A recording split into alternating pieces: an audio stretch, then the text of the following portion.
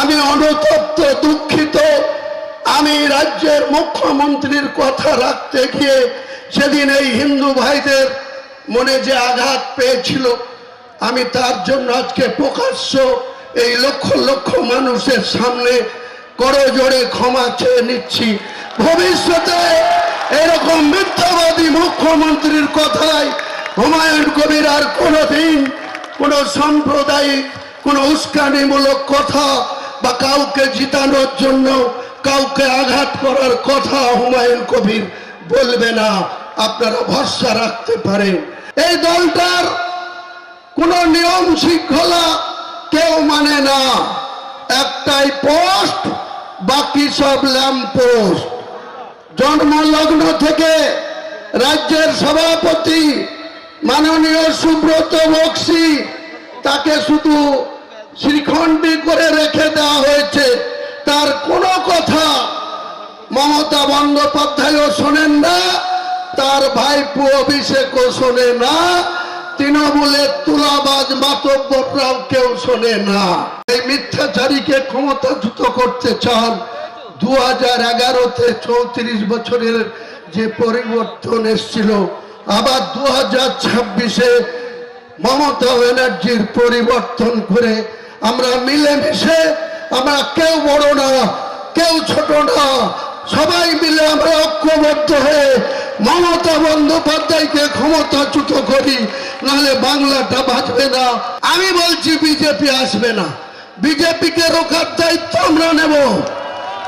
আমরা বিজেপিকে 100 পার করতে দেব না, আর মমতা ব্যানার্জির দলকে 50 পার করতে দেব না। 250-এর লম্ফঝম্প অভিষেক তোমাকে বুঝাবো, 1 মণ ধানে ক কেজি চাল হয়। 1065 পাতার যে চার্জশিট, সেখানে অভিষেক বন্দ্যোপাধ্যায়ের 73 জায়গায় নাম আছে। 73 জায়গায় যে কোনো মুহূর্তে দিল্লির সরকার মনে করলে অভিষেককে অ্যারেস্ট করে ওই সুদীপ বন্দ্যোপাধ্যায়, তাপস পালদের মতো ভুবনেশ্বরে পাঠিয়ে দেবে। আপনি উপরে মুসলমানদের মসিয়া আর ভাইপুকে বাঁচার জন্য মোহন ভাগবত, আর প্রধানমন্ত্রী অমিত শাহ খারাপ, প্রধানমন্ত্রী ভালো, মোহন ভাগবত ভালো, তাকে এই বাংলায় আপনি যেদিন ক্ষমতায় এসেছিলেন সেদিন RSS এর শাখা অফিস ছিল বাংলায় মাত্র 558টা, মাত্র 558টা। আপনার বদন্যতায়, আপনার পুলিশের তলায় তলায় সাপোর্টে আজকে গোটা পশ্চিম বাংলায় RSS এর শাখা অফিস হয়েছে 12,000। হুমায়ুন কবিরকে গদ্দার বলছে, হুমায়ুন কবিরকে মুসলমান নেতা বলছে, মোল্লা নেতা বলছে।